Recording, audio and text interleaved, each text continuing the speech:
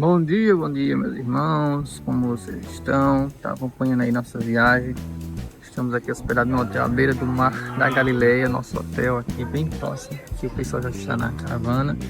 E olha um pouquinho como foi o nosso café hoje aqui de manhã. A variedade de queijos, de pão, de salada. Eles comem muita salada logo cedo. Olha aí, mais salada, recheios, um buffet completíssimo e não dá para você comer de tudo, senão você explode. Ali a parte dos cafés e aqui a parte dos pães, os recheios. Tem um cozinheiro também que você pode fazer pedido, peixe, sushi aqui, ovos, croissant. É uma variedade infinita de alimentos. Então é isso, pessoal. Estamos só começando o nosso primeiro dia aqui nas margens do mar da Galileia.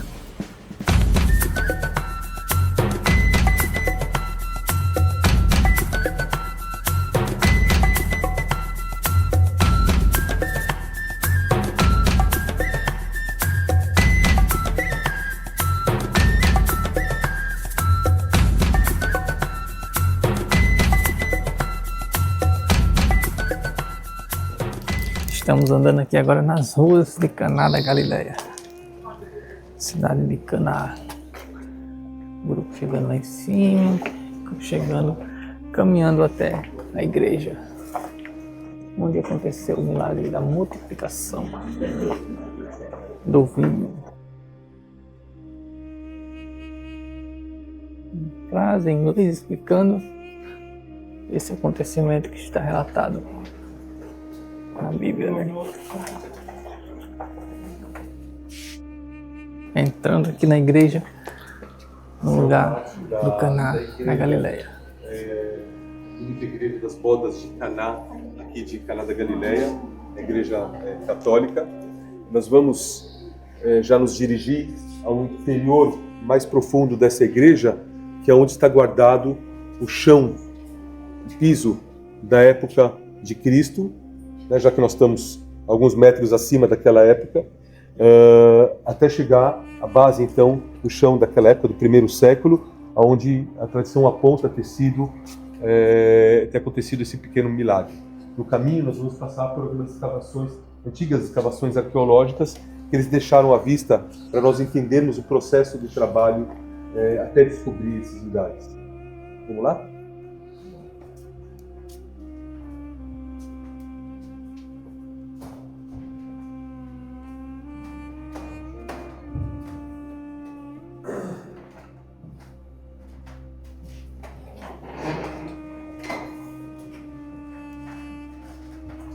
Para aqui, deixa eu dar uma olhada aqui.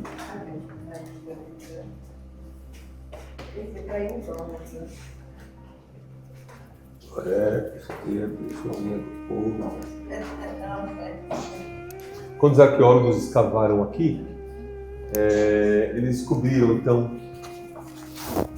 antes de construir essa igreja em cima, eles descobriram algumas camadas arqueológicas.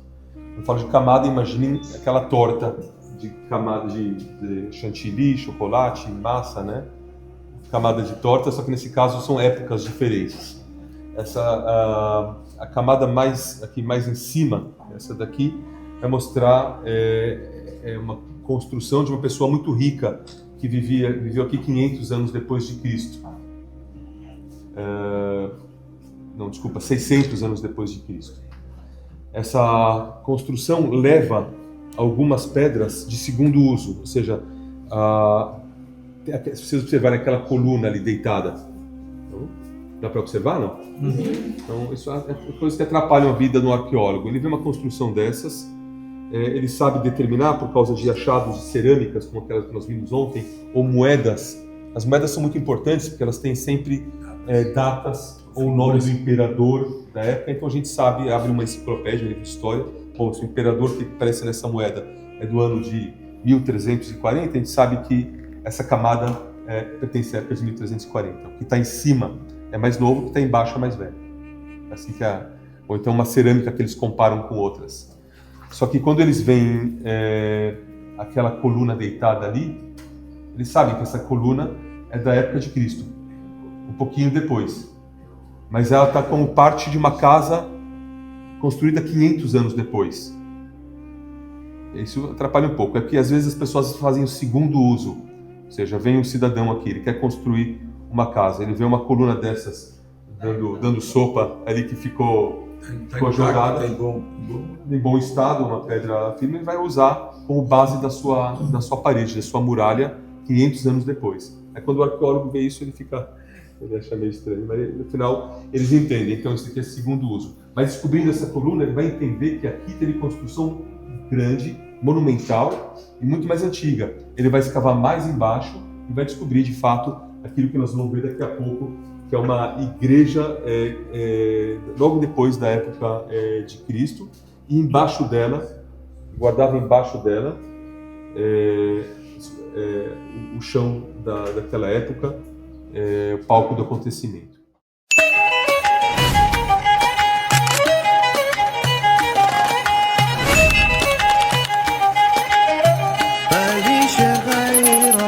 يا حبيبي إلا خاف من الباب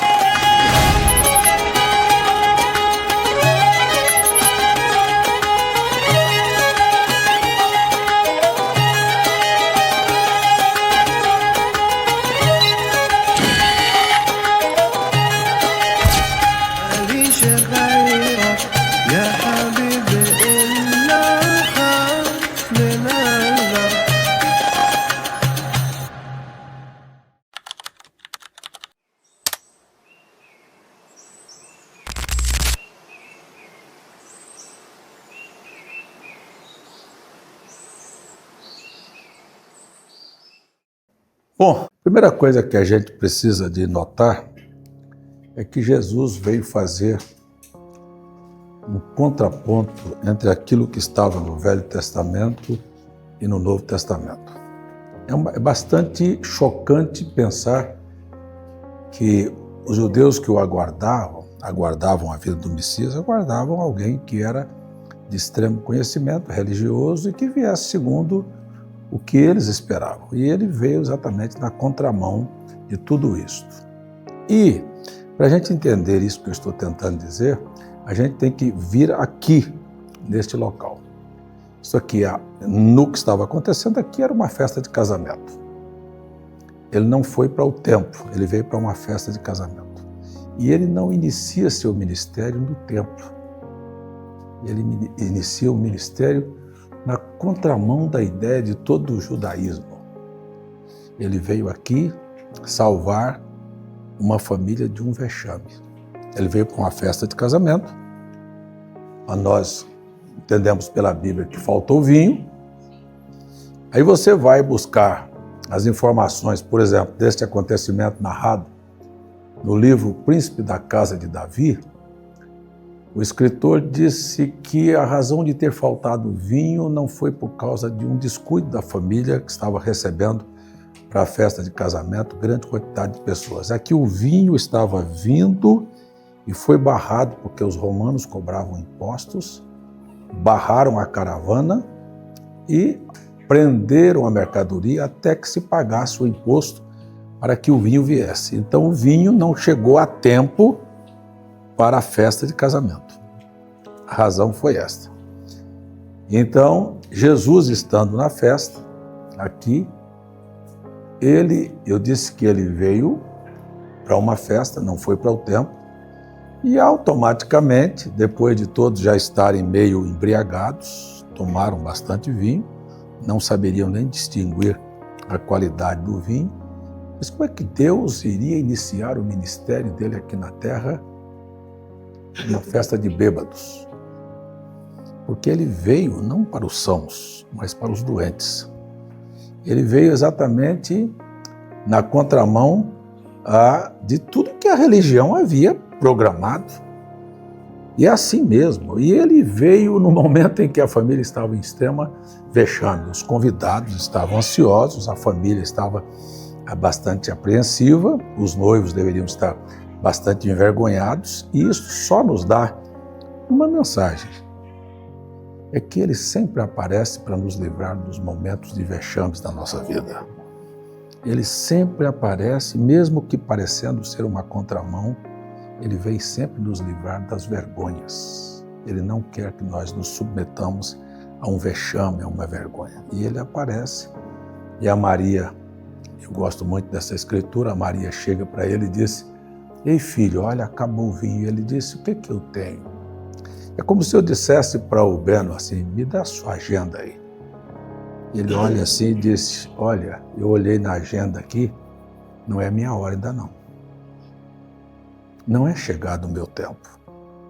Mas aí ela diz: faça o que ele mandar. E ela se ausenta e ele faz o milagre da transformação de vinho. Eu chamo isso de o milagre da antecipação. Ele chama e manda os criados encher as talhas. Quantos litros que é uma talha? 60, 80? 60, 80, então são 6 talhas, mais ou menos quase tirar na corda 400 litros de água, não é 400 litros de água que vem na torneira, era um trabalho. Acho que aqueles trabalhadores ali ficaram tão irritados, mas que coisa, né? Esse camarada nos submeter a um trabalho desse, né? Então ele põe a água e depois ele manda servir a água, que tinha se transformado em vinho. Mas por que eu disse que é um milagre de antecipação? Porque o processo natural seria o quê? Seria plantar uma videira e esperar vir chuva para poder irrigar aquela videira sugar, transformar em seiva, fazer com que subisse para as folhagens, nascessem as flores, frutificasse, depois crescesse, amadurecesse, fosse colhida, para depois ser espremida, para ser fermentado e depois da fermentação, então ter o vinho. E ele antecipa todo esse processo. Ele faz este milagre. Ele não espera a lei natural. Eu não sei, sabe? Eu fico meio assim, quando falo sobre isso, a gente às vezes tem um processo natural de uma coisa na vida, mas o que é bom pensar é que Deus sempre pode vir nos tirar da vergonha antecipando fatos, antecipando acontecimentos, coisas que poderiam prolongar. Ele vem e faz uma transformação e faz uma antecipação. Eu gostaria muito que as coisas que eu tenho que resolver na vida fossem antecipadas e não atrasadas. Dando continuidade aqui na igreja, subimos aqui, mais um vão, e ali a gente consegue ver uma réplica do tempo de Jesus, uma réplica não, um vaso que era usado, foi encontrado, né, pela arqueologia do tempo de Jesus e que chega muito perto do que foi um dos vasos usados para fazer o milagre da multiplicação. E essas coisas, vamos ser mais um pouco sensato aqui, né, para entender. Essas coisas são descobertas e só se for descoberta e deixassem jogadas, né, como devia, não estaria cuidado. Então, geralmente, existem as entidades, né, existem os grupos religiosos que cuidam disso. E nesse caso, esse fato bíblico é importante para o cristianismo. Então, as igrejas católicas cuidam disso aqui, né? Então, por isso que sempre que a gente vai em algum lugar, sempre tem alguma igreja católica, que construiu nas proximidades e que faz a manutenção, né? Ou seja, a gente chegou aqui, o padre veio abrir e liberar a nossa entrada. Independente de a gente não ser católico, ser cristão, mas mesmo assim liberam para nós visitarmos. Porque esse fato em específico não é importante para as outras religiões, né? Para o judaísmo, para o islamismo, então eles não têm interesse de cuidar. Então, se ninguém cuidasse, ninguém iria conseguir ver e conservar para a posteridade. Aqui temos uma inscrição em hebraico, também da época de Jesus. E aqui é a igreja de Caná da Galileia. Só para vocês entenderem o porquê que sempre que tem alguma coisa, algum relato bíblico, algum resquício arqueológico, sempre tem alguma igreja construída, né? E sempre estamos entrando em igrejas. Saindo agora de Caná da Galileia e indo em direção a Nazaré, e um pouco do bairro, predominância árabe e cristãos, né? Aqui nesses bairros ainda há pouca incidência de judaísmo, dos judeus. Um pouco aí das cidades, das proximidades aqui de Caná da Galileia. Estamos partindo em direção a Nazaré. Chegando aqui na região de Nazaré, estamos subindo ao pico monte de Nazaré. Um grupo ali, Givinho ali. Animada ele, viu? O guia explicando aqui.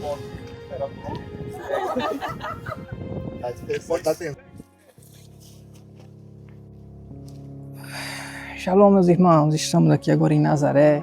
Que privilégio aqui no alto desse despenhadeiro, lá embaixo, o Vale do Armagedon. Aqui pelas redondezas era a cidade antiga de Nazaré, onde Jesus veio, cresceu como carpinteiro, né?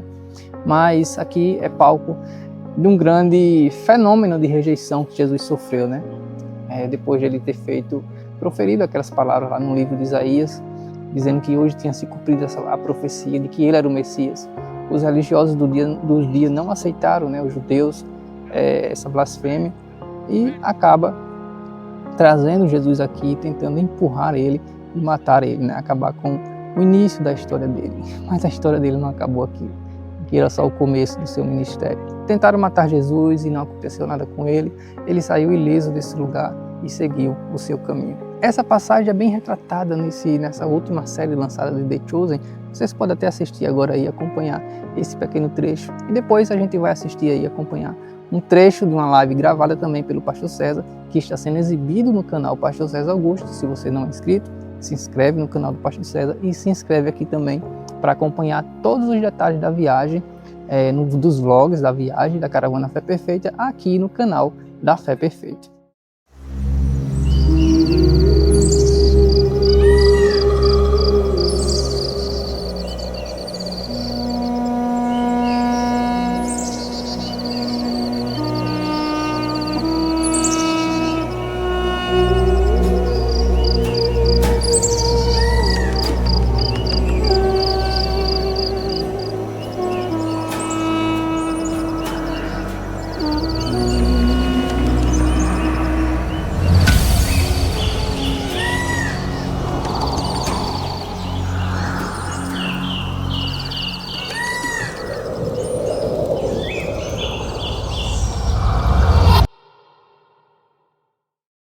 הלילה אני בוכייה,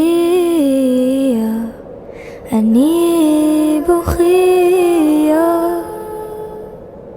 הלילה אני בוכייה, אני בוכייה. עיני, עיני, עיני, עיני, כי רחק ממני, מנחם משיב נפשי. הלילה אני בוכייה, אני בוכייה.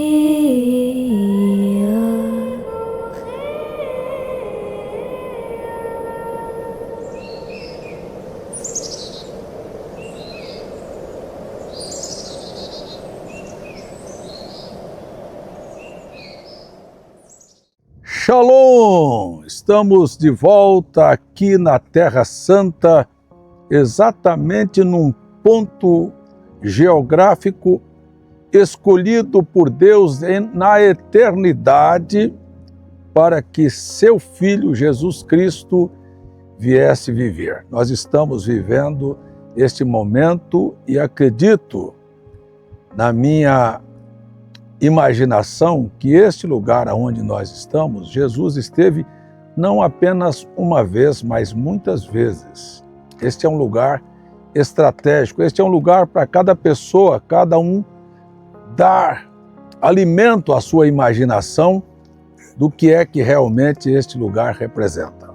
Todos sabemos que Jesus nasceu em Belém e que foi criado em Nazaré. Nazaré era uma pequena vila, um vilarejo, com cerca de talvez 300 pessoas que viviam aqui nesta região. E eu fico imaginando como Deus às vezes pega as coisas insignificantes, como era Nazaré. Nazaré, quem vivia em Nazaré eram os pobres dos pobres, os mais pobres dos pobres. Quando não se tinha outro lugar, vinha viver em Nazaré. Era como se nós disséssemos do Brasil uma comunidade, uma favela. E assim era Nazaré. E Deus, o autor da criação do universo, escolheu um lugar desse para viver.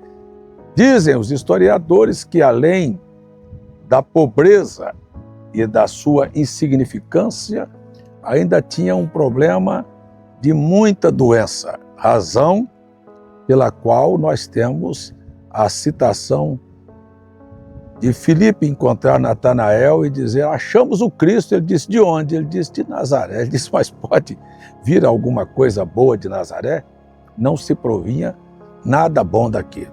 Mas, no entanto, Deus escolheu um lugar pequeno para viver entre os mais pobres, isto durante um certo período da sua vida.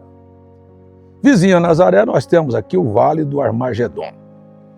Já foi relatada a quantidade de batalhas, todas aquelas que vocês veem na Bíblia, a maior parte delas aconteceram aqui. Mas um certo dia, a Bíblia relata no Evangelho de Lucas, capítulo 4, que Jesus veio à sinagoga, lugar que ele era acostumado a vir, lugar que ele estava acostumado a falar. E ele toma, naquela ocasião, o livro do profeta Isaías, no capítulo 61, e lê a escritura que diz, o Espírito de Deus está sobre mim e me ungiu a curar os quebrantados, evangelizar os pobres e anunciar o ano aceitável do Senhor. Ora, aquilo era inaceitável. Eles viram Cristo crescer, mas eles não aceitaram quem Cristo era, o que ele se tornou. Mas não é possível que este é aquele que nós conhecemos e que vem agora a rogar sobre si o cumprimento desta Escritura. Então a Escritura diz que eles o trouxeram para cá, para este lugar, e quiseram empurrá-lo daqui para baixo, para precipitá-lo aqui. Por isso esse lugar é chamado Monte do Precipício. Só que Cristo não discutiu eu sou, não quis provar que ele era. Ele simplesmente, a Bíblia disse que ele se retirou, passando entre eles e seguiu. Então, a primeira coisa que a gente toma para si é, quando alguém quiser discutir a sua posição, não discuta. Você não tem que provar para ninguém que você é. Você tem que seguir a sua vida. Eu quero dizer para você que a Bíblia relata que ele não pôde realizar grandes coisas aqui em Nazaré porque as pessoas não acreditavam nele. Agora eu quero só lembrar a você, não deixe que a incredulidade de alguém impeça você continuar a sua missão. Você às vezes vai conviver com pessoas que não acreditam em você e que aquele espírito de incredulidade quer apenas paralisá-lo. Então eu quero dizer, não deixe nada te paralisar. Siga, continue. Não deixe que opiniões a seu respeito prevaleçam. Você tem que entender o seu chamado, o seu objetivo, e na verdade nenhum de nós viemos à Terra sem motivos, sem objetivos. Deus tem propósito escondido na vida de todos nós. Nem todos viemos para fazer a mesma coisa. E se não viemos para fazer a mesma coisa, estamos falando de diversidades, estamos falando que cada um precisa cumprir a sua missão com maestria, independente da opinião de terceiros. Então, não deixe que, se alguém não acreditar que você paralisou você. Eu poderia citar aqui grandes exemplos. Nós temos no Brasil o Roberto Carlos, que antes de gravar seu primeiro LP, nenhuma gravadora queria contratá-lo. Nós temos o Walt Disney, que tentou testes em todos os jornais para poder fazer e imprimir suas revistas, ninguém quis. Nós temos o Steve Jobs, que nem seus próprios funcionários acreditaram nele e se tornou naquilo que ele era. Então, nós precisamos acreditar naquilo que somos e entender que pessoas que convivem conosco, que nos viram crescer, não vão aceitar aquilo que nós somos. Eu quero falar para você que isto também refere-se à fé. Não se preocupe com o que as pessoas pensam a respeito da sua fé. Simplesmente cumpra seu propósito. Muitos não estão entendendo e não vão entender o seu chamado, porque Jesus era, entre os moradores de Nazaré, uma pessoa comum. Eu disse ontem e vou repetir, esse é um dos maiores perigos que nós temos, é as pessoas que convivem conosco nos ver como seres humanos tão comuns que não conhecem o propósito de Deus na sua vida. Isso foi assim em toda a história, não foi diferente com Cristo e não será diferente com você.